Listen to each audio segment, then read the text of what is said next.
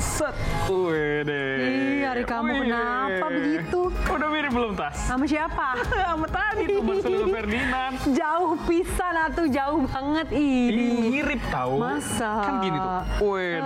Gayanya boleh mirip, tapi kayak skillnya beda deh dong. Iya, soalnya aku nggak mirip Marceng, tapi miripnya Arhat. Ya udah saya pulang. Jangan dong, jangan ya.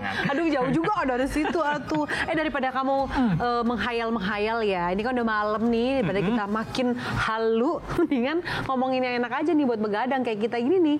Kalau lagi begadang gini lapar, maunya kemana makan Iya apa sih, tapi gitu. sebenarnya begadang tuh nggak sehat. Kenapa? Begadang tuh boleh aja, kayak lagunya Rhoma Irama. Begadang boleh saja kalau ada perlunya. Rhoma Irama apa Saipul Jamil kamu tadi dikit-dikit nyanyi ya. Nah, Tasya nih.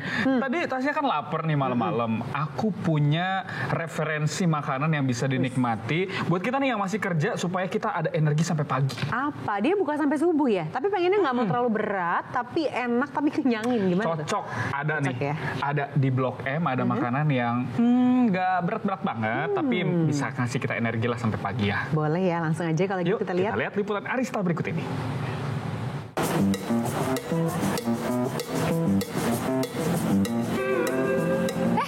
Sahabat RTV, malam jam segini belum tidur. Lapar nggak? Kalau lapar, yuk ikut aku kulineran malam-malam cari gultik yang ada di deket Blok M. Katanya nih dia buka sampai jam 4 subuh loh. Yuk kita cari bareng. Kawasan Blok M memang nggak ada matinya ya sahabat. Apalagi kalau soal makanan. Pilihannya banyak. Jaksel gitu loh. Nah, salah satunya ya si gultik atau gulai tikungan ini nih sahabat. Sesuai namanya ya, jualannya pas banget di tikungan Jalan Mahakam sama Bulungan. Sesuai lokasinya ya sahabat, ada di dekat tikungan. Wah, halo Mas. Iya, Mbak. Wah, Mas, saya mau pesen dong. Ini gultiknya. Gultiknya harganya berapaan, Mas? 10.000 satu porsi. 10.000. Wah, murah banget nih sahabat, 10.000 satu porsi. Oke deh, saya mau gultiknya satu. Terus kalau satenya ini ada sate apa aja, Mas? Sate usus, kulit, bakso, telur puyuh, Harganya berapaan? 5.000-an. Harganya 5.000-an semua? Oke, sate. Wah, ini dia nih sahabat penampakannya si gultik atau gulai tikungan dengan harga Rp10.000. Murah meriah ya, tapi lumayan lah kita udah dapat daging sapi. Walaupun memang dari porsi dia bisa dibilang porsi yang kecil ya, karena memang balik lagi tadi harganya 10.000. Untuk potongan dagingnya sendiri itu dia memang cenderung kecil-kecil gitu. Pas untuk sekali lahap gitu ya, dan dia juga udah lembut banget si dagingnya ini, nggak berasa alot, jadi kayaknya emang udah pas gitu ya untuk durasi masaknya. Kemudian kalau untuk dari si kuahnya, dia ini cenderung kuah yang light, jadi nggak terlalu kental, karena kalau biasa kita makan gulai itu santannya suka yang mungkin terlalu kental dan berlemak kayak gitu ya. Nah kalau yang ini dia pas aja gitu, jadi nggak terlalu bikin kita enek gitu ketika kita makan, dan dia juga ada tambahan si bawang gorengnya, jadi ngasih tekstur dan juga menambah rasa yang gurih ketika kita makan. Selain makan di tempat, para pengunjung juga bisa sekalian nongkrong nih. Soalnya buka mulai jam 4 sore sampai jam 4 subuh loh. Soalnya ini kan bukanya sampai tengah malam ya. Biasanya zaman sering main tuh kalau misalnya habis dari mana tuh gultik paling enak. Soalnya tempatnya juga di tengah-tengah kota Jakarta. Jadi kayak yaudah gultik aja, murah juga kan. Nah, sahabat, jadi buat kamu yang misalkan ya lapar malam-malam dan juga pengen nyobain kuliner yang murah meriah, gultik yang ada di sekitaran Blok M ini bisa banget kamu masukin buat jadi referensi kamu. Jadi gimana, tertarik gak buat nyobain kesini? Dari Jakarta, Arista Damilia, Budi Utama, RTV.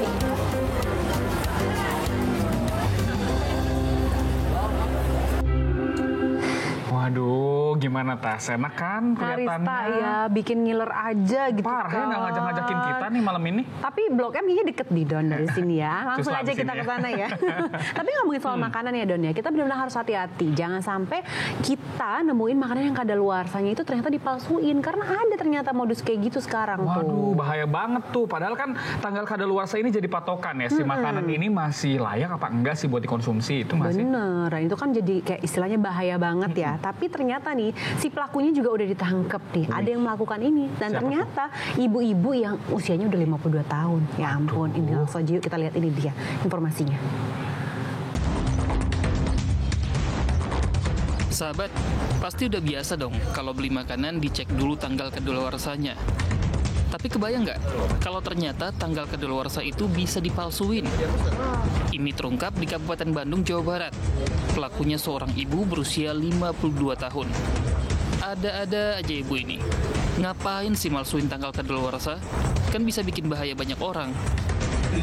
Dari pengakuannya sih, pelaku awalnya beli makanan kadaluarsa untuk pakan ternak. Terus dia kepikiran malsuin tanggal kadaluarsanya untuk dijual lagi. Dia udah jual makanan kadaluarsa ini sejak bulan Agustus lalu. Artinya, udah banyak yang beredar. Motifnya adalah ekonomi, di mana yang bersangkutan pada awalnya ini mendapatkan membeli barang-barang kadaluarsa untuk pakan ternak. Ya. Ada susu kental manis, ada kecap, ada biskuit, ada sosis, kemudian saus, dan lain sebagainya. Karena perbuatannya ini, pelaku terancam hukuman kurungan penjara maksimal 5 tahun dan denda sebesar 2 miliar rupiah. Dari Kabupaten Bandung, Jawa Barat, Asep Saripudin, RTV. Nah, kita harus waspada tuh ya, harus pastiin tuh tanggal kadaluarsanya ini beneran nggak dipalsuin nggak tuh sama orang, karena ada beberapa yang dihapus dan diganti lagi tanggalnya baru. Masalahnya kalau misalnya kita makanin makanan yang kadaluarsa atau minuman yang kadaluarsa, itu tuh bisa jadi penyakit, Tas. Bener. Nah, tapi ngomong-ngomong soal penyakit, kenapa tuh? Ada lagi penyakit yang disebabkan karena unggas, ini karena kandangnya yang jorok. Nah, ini juga ternyata ada beberapa kandang unggas yang dibersihkan itu ya, ditertibkan, karena ini menimbulkan penyakit karena emang udah mengurangi estetika dan juga menimbulkan banyak-banyak penyakit yang membahayakan kesehatan manusia. Ini dia informasinya.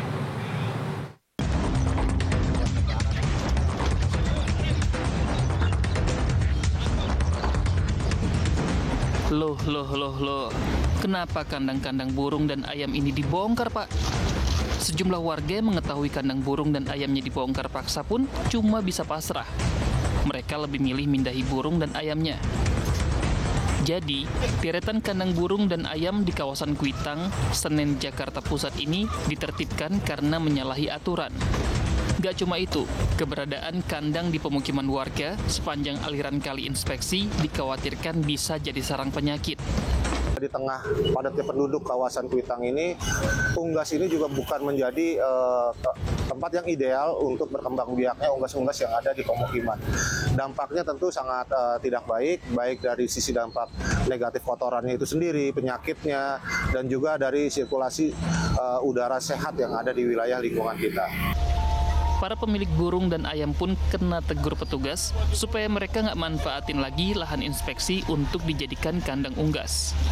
Dari Jakarta, Andrianus, RTV. Wah, banyak banget ya. Sepanjang hari ini kita sudah rangkumkan banyak banget nih informasi penting buat sahabat RTV yang ada di rumah. Nah, kita sudah siapkan 2 berita pilihan nih Tasya malam ini. Kita lihat dulu.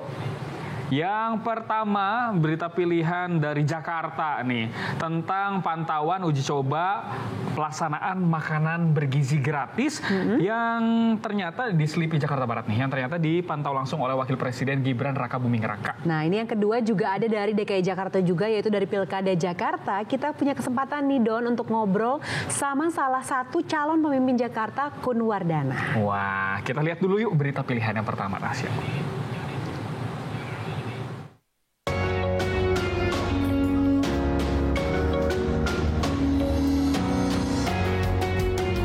Program makanan bergizi gratis MBG untuk anak sekolah gencar dilakukan pemerintah Prabowo Gibran.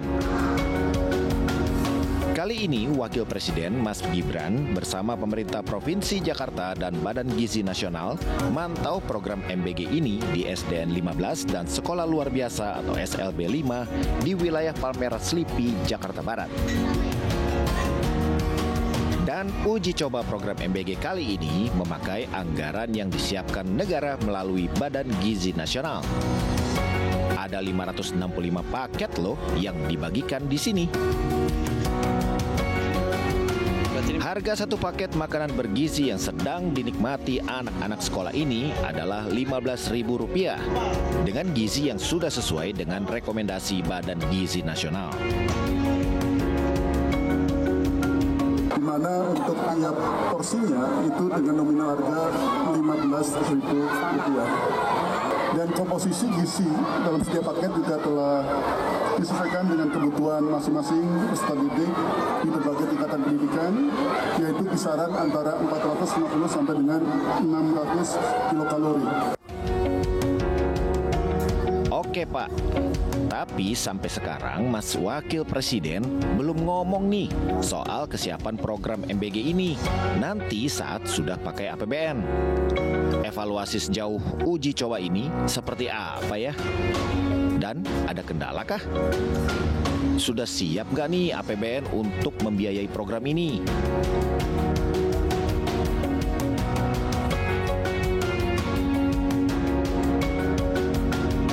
Pemerintah akan memulai program ini pada 2 Januari 2025 dengan menggunakan APBN. Dan ternyata anggaran yang dibutuhkan untuk program MBG ini fantastis, Rp460 triliun. Nah, pemerintah melalui Kementerian Keuangan baru bisa menyiapkan anggaran Rp71 triliun. Masih jauh ya? Karena kemampuan APBN masih terbatas, pemerintah sepertinya belum bisa memberikan makan siang gratis ke seluruh pelajar di tanah air, yang jumlah sasarannya adalah 82,9 juta jiwa. Makan bergizi gratis baru diberikan kepada anak-anak sekolah secara bertahap. 40% tahap pertama dengan perkiraan anggaran 184 triliun. Tahap kedua 80%. Tahun 2029 diharapkan seluruh sasaran bisa mendapatkan makan bergizi gratis.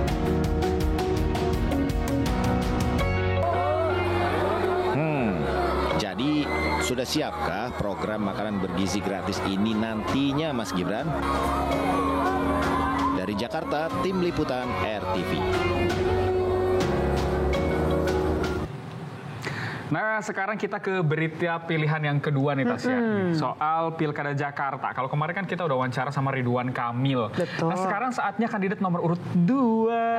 Ada wakil gubernur, calon wakil gubernur Kun Wardana. Nah, ini juga kemarin aku berkesempatan buat ngobrol sama Abang Kun ini nih, Don. Ternyata Dharma Kun ternyata akan membuat aplikasi super atau super apps yang katanya sih bisa memecahkan permasalahan yang ada di Jakarta. Wih, jadi penasaran ya. Yuk kita simak informasinya.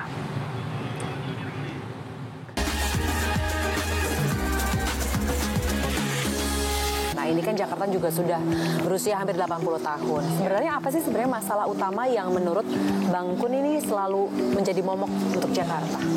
Masalah utamanya apa? Ya, memang masalah utama saya sebutnya CLBK, cinta lama berulang kembali ya. Masalah lama berulang kembali gitu ya. Ya seperti banjir, macet ya, kemudian polusi udara, air bersih, perumahan kumuh ya. Itu memang masalah-masalah yang sering kita dengar sebelumnya ya. Dan kita ingin melakukan berbagai inovasi ya, inovasi untuk mengantisipasi masalah-masalah tadi ya. Misalnya dengan koneksi internet ke setiap rumah di Jakarta ya. Jadi mereka diharapkan bisa, masyarakat warga bisa produktif ya. Nanti para ibu-ibu yang mau berusaha ya, kita berikan akses permodalan ya. Kita berikan akses pasar ya. Jadi kehadiran dia di online itu kita akan bina, ya, kita akan fasilitasi, dan kemudian nanti setelah itu dia bisa berusaha cukup dari rumah. Kalau banjirop, ya kita sangat mendukung program Giant Seawall, ya. Nah, cuma yang menjadi permasalahan, ya, kita sering lupa terhadap mitigasinya. Mitigasi ini sangat penting, ya. Jadi mitigasi ini untuk mencegah adanya resiko yang bisa berdampak bagi para warga. Khususnya yang berdampak ini kan warga Cilincing, Tanjung Priuk, Penjaringan. Ini kan yang ya daerah-daerah utara yang memang ini sangat berbahaya bila terjadi tadi air pasang, ya, banjirop tadi yang bisa mengenangi kawasan mereka. Nah, kita nanti akan membuat yang namanya super apps, ya. Jadi aplikasi-aplikasi di setiap sektor, ya, yang akan menjadi layanan bagi masyarakat. Ya, ada kesehatan, pendidikan, kemudian untuk UMKM, ya, perdagangan, untuk keuangan, untuk banjir logistik, juga tadi, ya? dan tadi transportasi, dan tadi banjir, ya. Nah, untuk banjir ini kita akan informasikan. Jadi analisa ataupun informasi dini terhadap bencana itu harus dikirim langsung, di blasting ke para warga Jakarta yang berimbas. Jadi sehingga dia akan tahu, ya, di mana kapan itu akan terjadi, ya. Kemudian bagaimana untuk mengevakuasi, ya, dan lain-lain hal, ya. Semuanya kan pertanyaannya, kalau nggak ada informasi itu, tiba-tiba banjir itu datang, ini kan bisa berbahaya bagi keselamatan warga setempat. Berarti hanya preventif dong, Pak? Iya, kita akan lakukan preventif semaksimal mungkin. Oke, terima kasih Bang Gun atas waktunya.